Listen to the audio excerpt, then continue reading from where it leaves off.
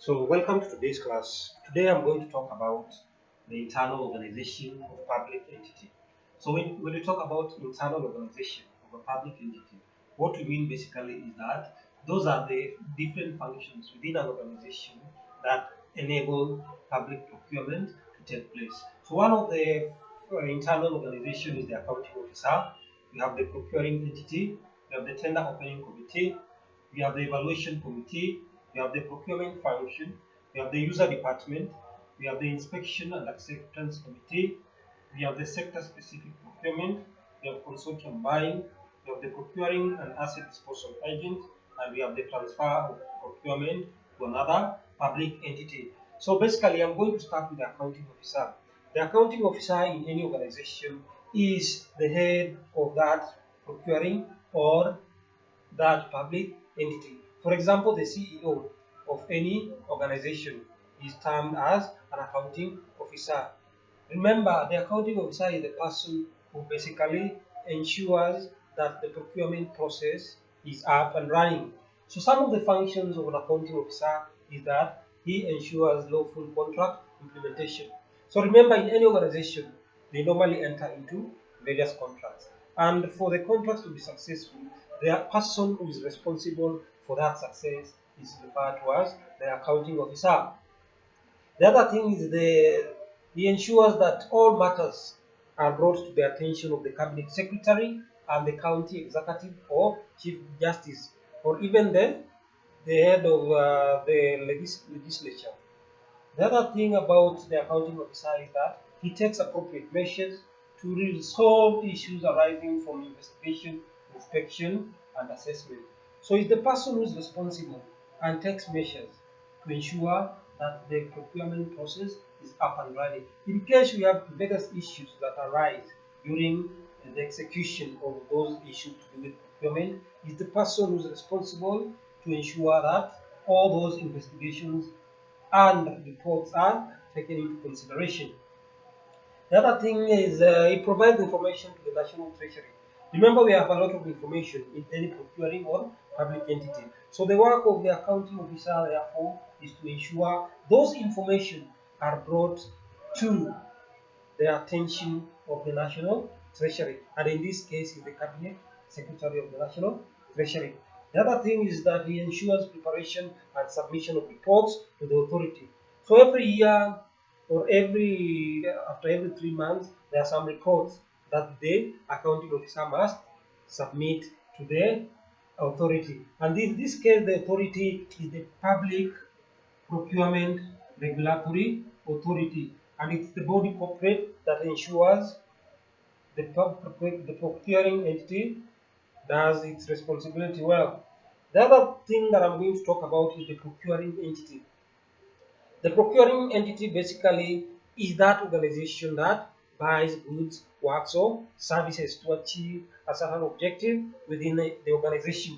So basically, when performing its function, the accounting of the people who must be in a procuring entity include the accounting officer. And we say the accounting officer is the head of a procuring entity. The other person that is very key in the procuring entity is the procurement function. And the procurement function is headed by a staff who is a professional of that field. The other thing is that it must have established relevant committees. So when performing its function, the procuring entity must have various committees. And in this sense, those committees might include the tender evaluation committee, we have the tender opening committee, we have the evaluation committee, we also have the inspection and acceptance committee. So that a procuring entity performs its work well, it must ensure it has the various committees. The other thing is that it must vote where the budget is approved by the National Treasury. So basically, the other function of a procuring entity is to vote whenever there are issues to do with the budget. And the person who initiates the budget is the National Treasury. Basically, the body is the National Treasury. The other body I'm going to talk about is the Tender Opening Committee.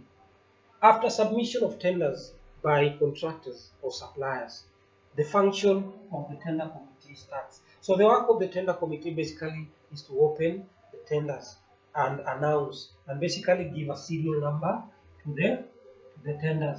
So basically, any person who has submitted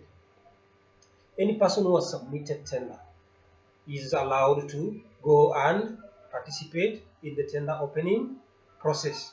So basically, the work of the tender committee is to ensure that they open the tender and come up with a register that shows the number of people who have been invited for that tender. The other thing I'm going to talk about is the evaluation committee. The evaluation committee, after tender opening, the next step is evaluation. So basically, the evaluation committee must have a chairperson, and the chairperson basically is nominated maybe by the accounting officer. It must also have 2 other members from the user department or representatives from that department. And for a tender committee to commence, it must have at least a quorum of at least three people. So what does the tender committee do? The work of tender committee is to ensure they do 3 main functions. The first function is to confirm the preliminary evaluation. Preliminary evaluation basically is to check the requirements, the basic requirements that are needed for a particular tender. So that requirement basically is what we are referring to as preliminary evaluation. The second type of evaluation that they must do is called the technical evaluation. In technical evaluation, what happens is that the evaluation committee checks on the technicality of the people who have submitted their tender.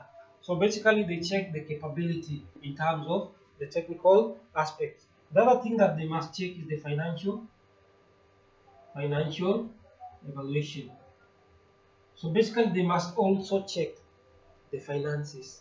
And remember, if somebody fails on the technical evaluation, you will not proceed to the financial evaluation.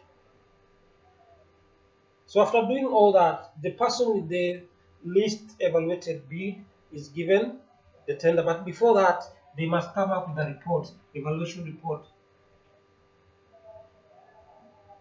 And this evaluation report is presented to the head of the procurement function, who is supposed to give what is called a professional opinion.